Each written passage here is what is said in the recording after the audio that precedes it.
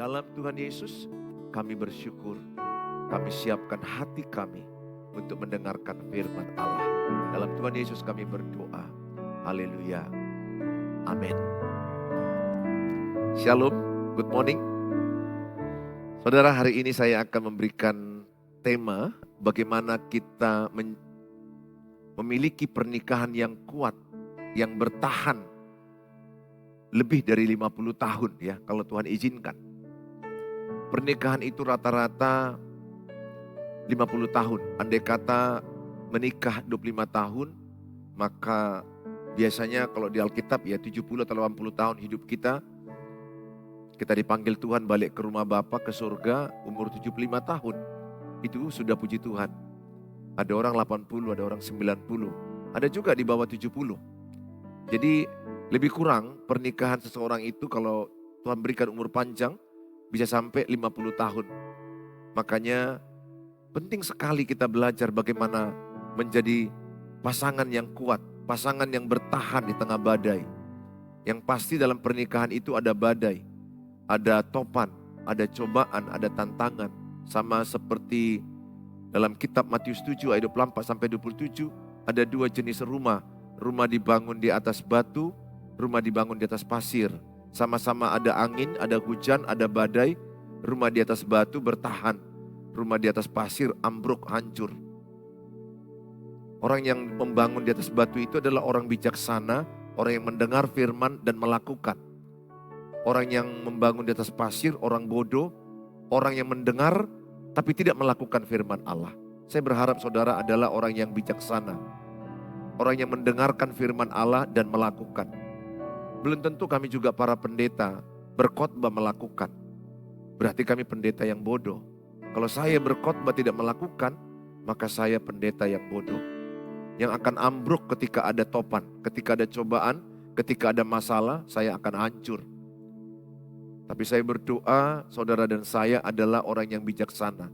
Membangun rumah di atas batu. Bagaimana kita bertahan? Bagaimana bisa kita kuat di dalam badai? Meskipun badai itu perselingkuhan. Perselingkuhan memang badai yang sangat atau amat sangat paling kuat. Yang bisa merubuhkan pernikahan atau bisa bercerai. Sangat banyak. Yang saya lihat dari keluarga-keluarga saya di YouTube. Ada yang berujung cerai. Saya turut merasakan sedih. Karena satu pihak meminta berkeras untuk bercerai di pengadilan. Dan ada satu keluarga saya di YouTube berkata bisa bercerai di pengadilan tanpa dihadiri satu orang. Dengan pengacara, dengan segala cara. Tidak dihadiri, tidak disetujui oleh satu pihak. Perceraian sudah dia dapat suratnya. Jadi perceraian zaman sekarang ini ya cukup menyedihkan. Yang saya tahu dulu harus dua-duanya setuju. Ini satu tidak setuju. Tapi surat perceraian tetap keluar. Saya hanya mengatakan kalau saudara sudah bercerai, pesan saya jangan menikah lagi. Karena perceraian itu hanya maut yang memisahkan. Setelah kematian, bolehlah menikah kembali. Dan saudara yang saya kasihi, saya berharap saudara bisa bertahan kuat dalam pernikahan.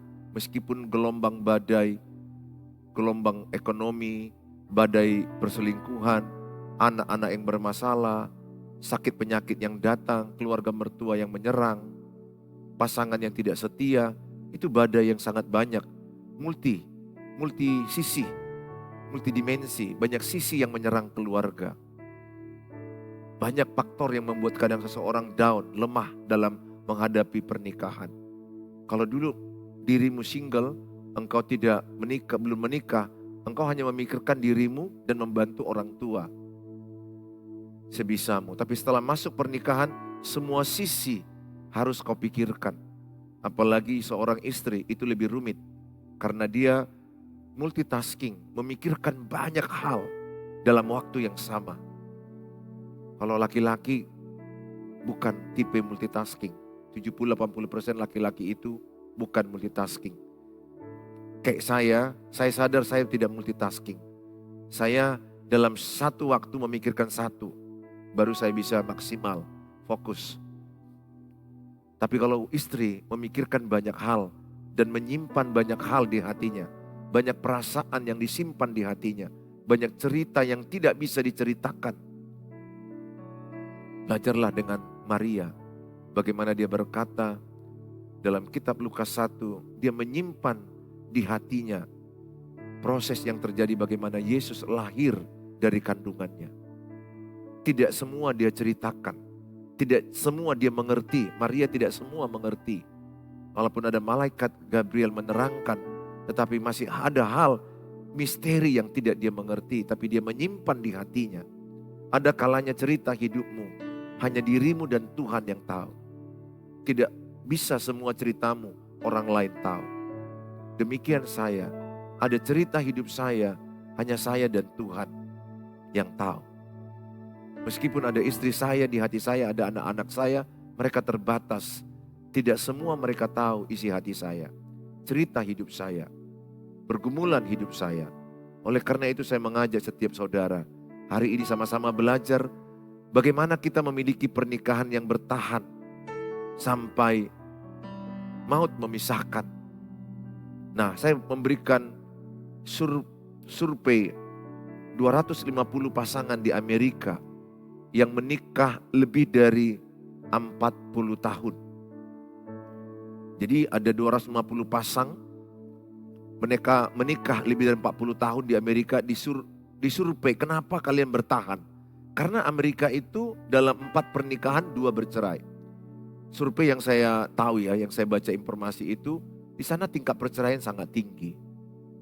Jadi mereka itu banyak lama menikah atau tidak menikah, tapi bisa living together, hidup bersama.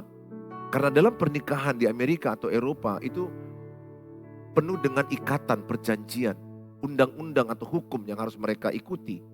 Sehingga mereka banyak takut menikah atau mereka menunda pernikahan mereka. Nah, setelah masuk pernikahan, banyak yang gugur. Sehingga banyak yang bercerai. Tidak heran di Amerika atau di Eropa, negara-negara maju, satu anak kadang-kadang mereka punya ayah tiri, ibu tiri. Ayah tirinya bisa 2, ayah tirinya, ibu tirinya bisa 2. Karena yang menikah, bercerai, kemudian menikah lagi, bercerai, menikah lagi, bercerai. Fenomena ini di Indonesia pun sudah mulai ada. Menikah, bercerai, kemudian menikah lagi, bercerai, menikah lagi. Saya jumpa ada seseorang menikah 4 kali. Istrinya menikah juga 3-4 kali. Saya juga bingung, itu fenomena sangat-sangat menyedihkan. Itu sudah mulai terjadi. Kalau dulu kita belajar di Alkitab atau kita melihat orang Kristen itu bercerai itu langka. Tapi kalau sekarang fenomena itu udah mulai berkembang. Udah mulai banyak. Bahkan kalau kita lihat para artis, dengan mudahnya perceraian itu terjadi. Ada yang tidak sampai setahun, udah bercerai. Pernikahan orang sampai 10 tahun sekarang ini sudah hebat. 20 tahun sudah hebat. Tapi Alkitab bilang, menikahlah sampai kematian memisahkan. Bagi Bapak Ibu yang sudah pernah gagal, pesan saya, tetap dengar ini. Supaya nanti anak cucumu pertahankan. Bukankah guru yang terbaik juga adalah pengalaman hidup? Pengalaman pahit hidupmu dalam pernikahan. Ajarkan kepada anak-anakmu. Supaya nanti kalau ibu tua menjadi seorang nenek, melihat pernikahan cucumu kuat. Melihat pernikahan anakmu kuat. Udahlah kalau sudah makin tambah usia, ya sudah. Saudara harus hadapi hidup ini memang begitu ya, kita harus makin tua. Dan setelah tua mati. Ya syukur kalau kita masih jadi seorang opung atau seorang oma, opa, kakek nenek bisa melihat cucu. Kalau saya sekarang ini yang saya pikirkan itu banyak adalah anak-anak saya dan cucu saya. Tentu saya juga memikirkan sisi istri saya, pernikahan kami bagaimana kuat, better and stronger. Supaya jadi warisan bagi anak cucu saya. Sehingga saya tidak mau egois memikirkan diri saya. Kalau saya egois, saya akan berantem, cekcok dengan istri saya. Tapi karena di depan mata saya sudah ada cucu, ada anak. Walaupun cucuku belum ada. Karena anak saya tahun depan baru menikah. Tapi saya sudah melihat akan ada cucu tentunya. Jadi saya akan mempersiapkan diri saya. Dan tidak hanya anak fisik, tapi anak rohani saya. Puji Tuhan di gereja GB Pelita ada 2.000 orang beribadah setiap minggu. Saya harus mewariskan kepada mereka bagaimana menikah yang benar Alkitabiah.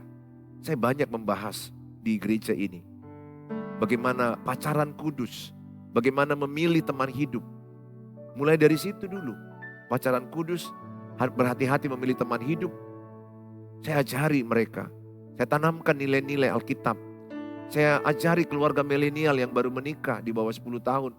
Saya ajari bagaimana mereka menghadapi konflik, bagaimana manajemen konflik, bagaimana manajemen emosi, bagaimana konflik menjadi berkat.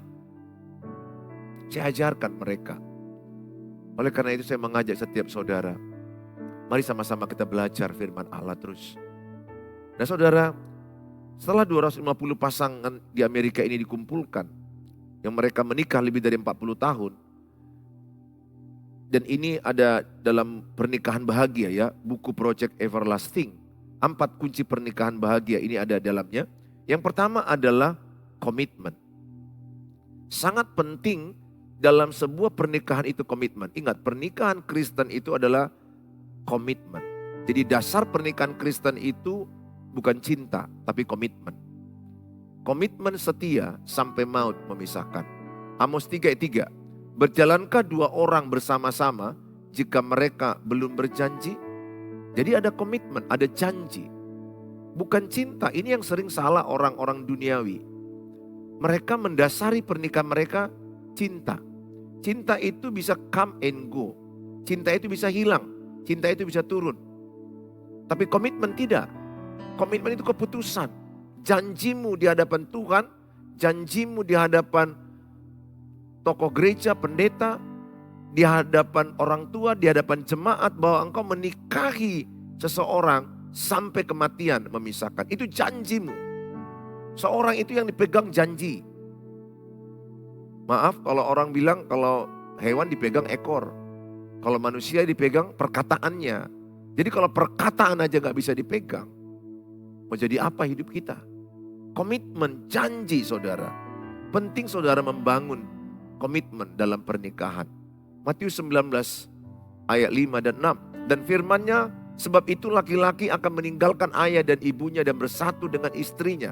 Sehingga keduanya itu menjadi satu daging. Ingat ya, jadi saudara suami istri bukan lagi 2 daging, 1 daging. Makanya kalau engkau menyakiti istrimu, engkau menyakiti dagingmu sendiri. Kalau engkau menyakiti suamimu, engkau menyakiti dagingmu sendiri. Makanya kalau ada suami memukul istrinya, engkau memukul dirimu sendiri. Kalau engkau membentak suamimu, engkau membentak dirimu sendiri. Jadi saya mau katakan sama saudara, harus sadar bahwa bukan lagi saudara 2, tapi 1 daging, seperasaan. Maka saya sudah katakan berkali-kali, ketika engkau berselingkuh, perasaan pasanganmu yang setia itu gelisah. Dia belum lihat, dia belum tahu engkau berselingkuh. Melalui chat HP-mu. Melalui pertemuan-pertemuan makan 2 orang, kasih kado. Sejak engkau berselingkuh, gelisah itu ada pada pasangan. Karena Alkitab bilang 1 daging, 1 perasaan. Nah, hati-hati. Ya, jangan sampai ada orang ketiga dalam pernikahan. Tanamkan sama anak cucumu. Ibu boleh mungkin mengalami badai orang ketiga. Tapi ibu tanamkan, wariskan sama anak cucumu. Berhenti ibu menangis. Kalau suamimu sudah pergi dengan perempuan lain, apalagi udah punya anak, udah diberkati, udahlah serahkan sama Tuhan. Jangan lagi ibu menangis. Itu urusan Tuhan. Urus diri ibu, jaga kesehatan mental ibu, jaga kesehatan mental anak-anakmu yang sudah terluka. Jaga dirimu, pergi ke salon, benahi dirimu, kerja. Gembira, sukacita. Udahlah berhenti menangis. Udah cukup kalau menangis 1 tahun, 2 tahun, mungkin udah 3 tahun. Udah, gak usah nangisi. Kalaupun menangis, nangis ke Tuhan. Jangan nangis kepada laki-laki yang meninggalkanmu. Karena dia sedang mengalami gangguan jiwa. Orang yang berselingkuh itu gangguan jiwa. Gak normal jiwanya. Jiwanya gak sehat. Mau 1001 alasan ke saya, tidak. harus jujur mengakui. Kalau sehat jiwanya, gak mungkin dia tega lihat anaknya trauma menikah. Melihat anaknya kehilangan ayah. Melihat anaknya dalam kesakitan mental. Gak mungkin lah. Mau apapun ceritanya. Demikian juga kalau istri yang berselingkuh, engkau mengalami gangguan jiwa. Gangguan jiwa artinya jiwamu terganggu itu loh. Bukan saya bilang gila ya. Gila itu kan ngomong-ngomong sendiri. Itu bahasanya skizofrenia. Tapi ini adalah jiwamu terganggu. Gak sehat jiwamu. Saya berdoa jangan ada orang ketiga dalam pernikahan saudara. Matius 19 ayat 6. Demikianlah mereka bukan lagi dua. Jadi bukan lagi dua. Melainkan satu. Karena itu apa yang telah dipersatukan Allah tidak boleh diceraikan manusia. Tidak boleh ceraikan manusia. Jadi pengadilan tidak berhak menceraikan manusia. Di hadapan Allah, di hadapan Allah. Di hadapan pengadilan ya itu sah. Itu pengadilan. Tapi di hadapan Allah tidak ada perceraian kecuali kematian. Pak, kalau dia berzina bagaimana? Kalau dia berzina itu dikatakan di Alkitab adalah kalau dia berzina tidak mau bertobat. Dia tidak mau berubah atau dia menjadi sundal atau dia menjadi cabul terus menerus. Nah, engkau boleh bercerai tapi tidak boleh nikah. Engkau harus menunggu kematiannya karena hanya kematian yang memisahkan. Saudara harus tanamkan ini. Sekali lagi, orang tua boleh gagal, tapi berdoalah anakmu jangan gagal. Belajar dari kegagalanmu, belajar dari kesalahan. Belajar, biar Tuhan tolong dirimu, membesarkan anak-anakmu dan cucumu kelak. Toh kita kan akan tinggalkan dunia ini. Masalah kematian ini kan masalah tanggal aja ini. Gak ada yang perlu kita sombongkan, kita cari dunia ini. Sebenarnya tanggal kematian kita masing-masing sudah adanya. Cuma kita gak tahu. Ya udah kita jalani dengan baik. Serahkan hidupmu sama Tuhan. Besarkan anak-anakmu. Kasihan anak-anakmu banyak sakit mental. Pemurung, pendiam, pengamuk, peledak. Emosinya gak sehat, mentalnya gak sehat. Kenapa? Papa mama cekcok terus. 10 tahun cekcok, berujung cerai. Apa gak hancur mental anak seperti itu? Kasihan. Tapi saya percaya ada kasih Tuhan sanggup memulihkannya. Yang penting ada satu dari orang tua itu sehat. Saya udah berkata, kalau satu yang gila, satu sehat. Kalau satu yang udah gangguan jiwa, gila nafsu yang satu sehat nafsunya. Bisa dikendalikan. Bukankah banyak laki-laki jatuh karena gila nafsu? Nafsunya tergila-gila. Tidak bisa dikendalikan hawa nafsunya. Pikirannya seks. Itu yang banyak hancur. Demikian juga wanita, ada yang gila seks. Nafsu. Itu menghancurkan pernikahan. Don't do it. Kuasai. Wariskan yang benar kepada anak cucu. Nafsu itu sebentar. Tapi akibatnya seumur hidupmu mati pun nanti meninggal pun ibu mewariskan yang buruk loh sama anak cucu. Jangan tinggalkan hawa nafsu itu. Tinggalkan. Arahkan hatimu ke Tuhan Yesus. Seks itu kan tergantung pikiran, kemana kau perhatikan. Semua kita ngalami itu di dunia ini. Ada orang mengarahkannya ke situ, hancurlah dia. Tapi ada orang yang mengarahkannya kepada Tuhan. Dia dituntun Tuhan, tetap ada hawa nafsu, tapi dikendalikan dalam Tuhan. Sehingga dengan pasangan saja. Ayat ini jelas, tidak ada perceraian kecuali kematian yang memisahkan. Maleakhi 2:16. Sebab aku membenci perceraian. Ini perhatikan, yang dibenci Tuhan dalam Alkitab. Dalam pernikahan, maksud saya. Sebab aku yang dibenci Tuhan dalam pernikahan. Yang ada tertulis di Alkitab, itu maksud saya. Sebab aku membenci perceraian. Jadi yang dibenci Tuhan di dalam Alkitab adalah yang di dalam pernikahan. Konteks di Alkitab. Sebab aku membenci perceraian. Tuhan benci perceraian. Firman Tuhan Allah Israel, juga orang yang menutupi pakaiannya dengan kekerasan. Firman Tuhan semesta alam, maka jagalah dirimu dan janganlah berkhianat. Nah ini jari saya, janganlah berkhianat. ke saya juga, janganlah saya berkhianat. Saya lebih banyak, ibu bapak 1, aku 4.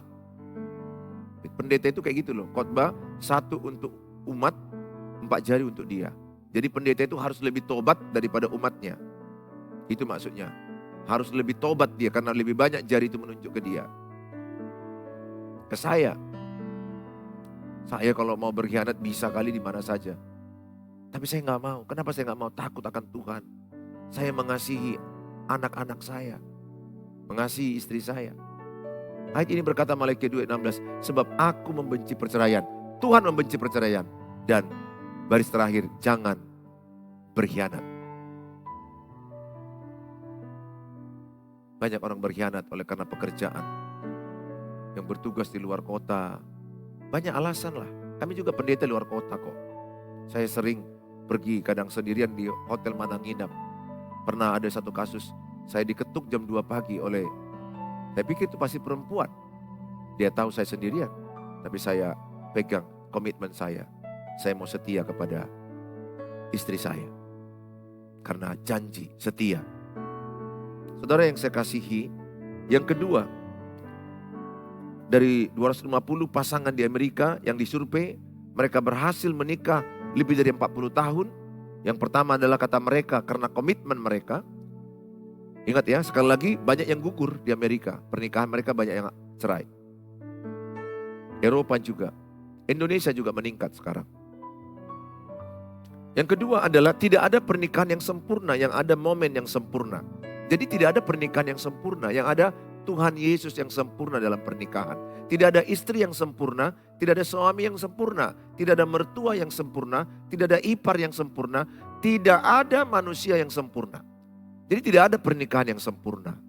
Saudara, jangan lihat pernikahan seseorang itu dari luar, apalagi dari sosial media, Instagram, Facebook. Ya yang baik-baik lah diuploadnya. Kayak saya lah misalnya, mana mungkin saya lagi bertengkar sama istri, tunggu dulu mah, upload dulu, upload. Story. Lagi menjerit istri saya, story. Baru ku upload. Dodong namanya itu. Bodoh namanya kalau saya upload itu. Pastilah semua orang mengupload yang bahagia. Jadi berarti sosmed itu gak bisa pegangan, itu loh maksud saya. Jangan lihat sosmed orang, bahagia kali dengan suaminya berangkat ke luar negeri, ke Bali. Bahagia kali dibelikan baju ini itu, tertawa sama, makan sama. Puji Tuhan lah kalau mereka bahagia. Tapi pernikahan tidak sebahagia sosmed. Hidup seseorang tidak sebahagia sosmed. Saya nggak salahkan sosmed, tentu sosmed yang benar itu yang baik-baik lah disampaikan. Bodoh kalau ada orang bertengkar sama pasangannya diceritakannya di sosmed. Ada juga loh. Entah kenapa aku bisa berteman sama itu juga. Terbaca aku. Bertengkar sama suaminya, sampaikan di sosmed. Ada lagi yang lebih bodoh aku lihat. Dia lagi nangis dibuat oleh entah apa. Ambil nangis dia di Facebook itu. Beginilah aku nangis sedih. Oh Tuhan Yesus. No Tomei. Gak perlu masalah pribadi disampaikan ke internasional. Facebook itu kan internasional. Semua orang bisa lihat. Sorga pemelihat. Jadi gak perlulah ceritakan masalah. Jadi sosmed itu belum pasti menunjukkan kebahagiaan yang sejati. Sekali lagi tidak ada pernikahan yang sempurna. Yang ada momen yang sempurna. Momen itu apa? Waktu bersama. Saya nikmati mesbah keluarga. Itu sangat sempurna bagi saya. Makan bersama dengan anak-anak. Itu momen. Saya perbanyak di situ. Makan bersama. Ya doa bersama. Diskusi bersama. Nangis bersama. Susah bersama. Gak ada keluarga yang ketawa terus. Pasti ada nangisnya. Pasti ada sedihnya. Begitulah hidup itu. Ada waktunya tertawa, ada waktunya menangis. Kalau engkau banyak ketawa hari ini, besok kau nangis. Kalau saudara habis nangis, habis itu ketawa lagi. Ya itulah hidup. Keseimbangan suka dan duka. Itulah indahnya kebahagiaan dalam Kristus. Saudara yang saya kasihi, jadi tidak ada pernikahan yang sempurna. Jangan banding-bandingkan pernikahanmu dengan pernikahan orang lain. Jangan banding-bandingkan. Jangan lihat sepertinya rumput tetangga lebih hijau. No, itu pandanganmu aja. Kalau kau lihat lebih dekat, banyak juga yang tidak baik.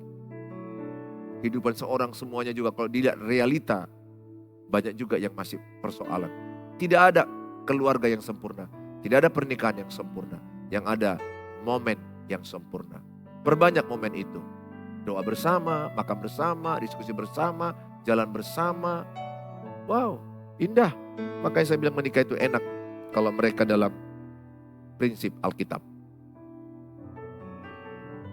Saudara yang saya kasihi, yang ketiga, saling mengasihi dan menerima perbedaan. Jadi yang alasan ketiga, kenapa mereka bertahan 40 tahun dalam pernikahan. 250 pasang disurvei.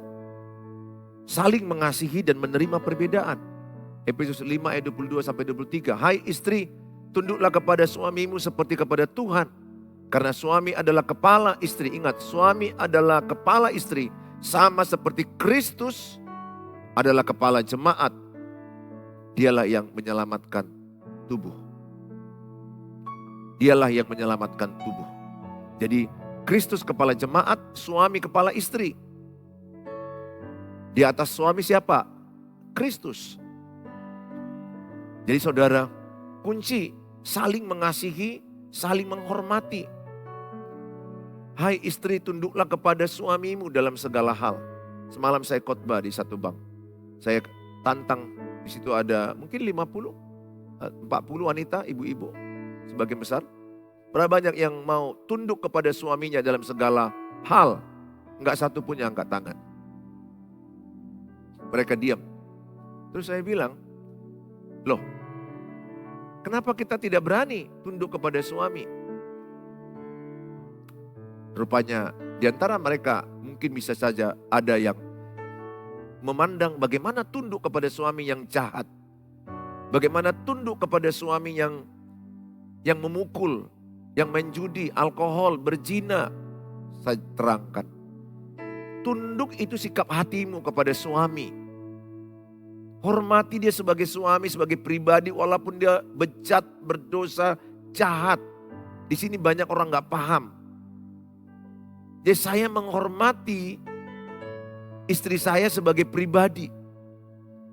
Pribadi dia saya hormati, saya kasihi. Tapi saya benci dengan dosa. Jadi dosa suami misalnya yang berselingkuh, ya tetap benci, tetap tolak, tetap tegas. Tapi pribadinya kasihi.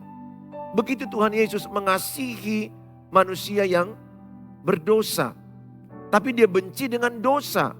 Karena dosa itulah manusia rela mati di kayu salib. Karena upah dosa maut. Dia mengasihi manusia.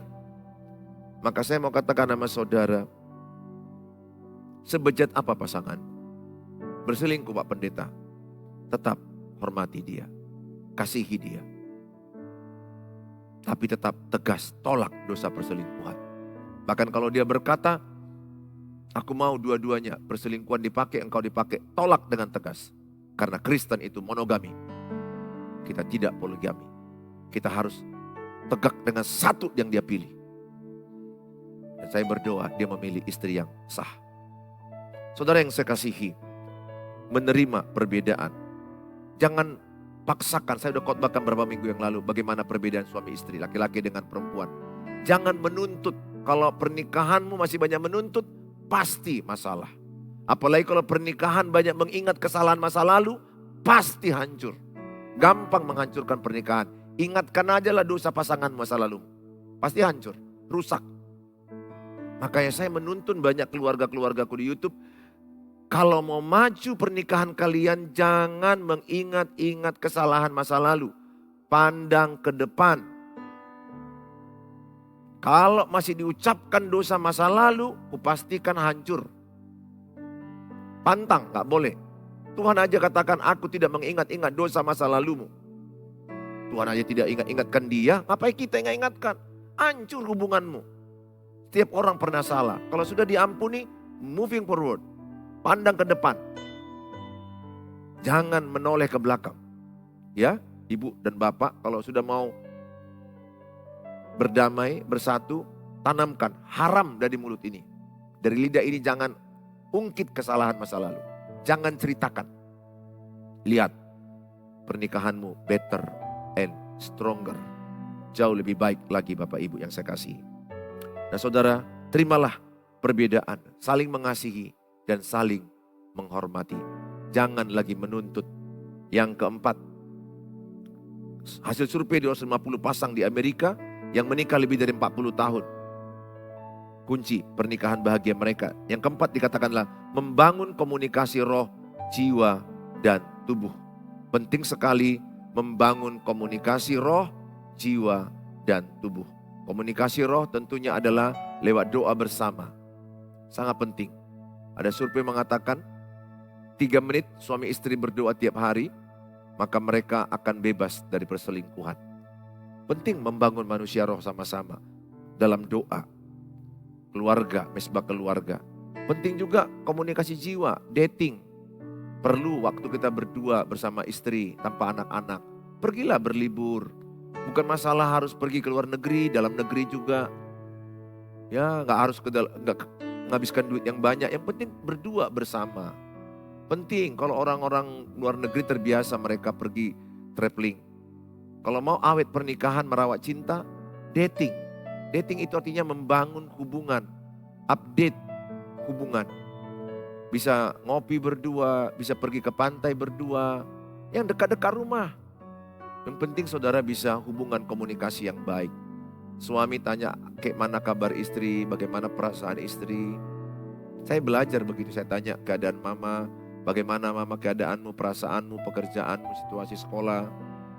Ya, dia cicil, dia sampaikan ke saya di mobil. Kadang makan berdua di restoran, kadang di rumah.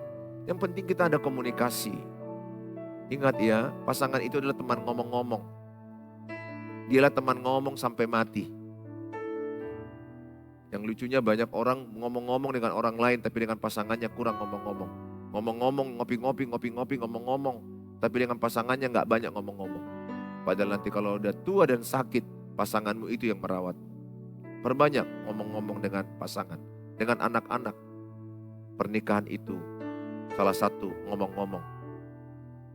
Saudara yang saya kasihi, ada juga komunikasi tubuh. Jadi roh, jiwa, dan tubuh. Tubuh juga sentuhan fisik, pelukan, ciuman. Itu adalah anugerah Tuhan. Peluk pasanganmu, peluk. Kalau ke mall atau pergi jalan, ke pesta, pegang. Saya membiasakan diri itu pegang, saya pegang tangannya. Selagi aku masih bisa pegang, aku pegang. Rangkul, haul, peluk istrimu sesering mungkin. Itu adalah kasih karunia Tuhan. Tuhan memberkati saudara.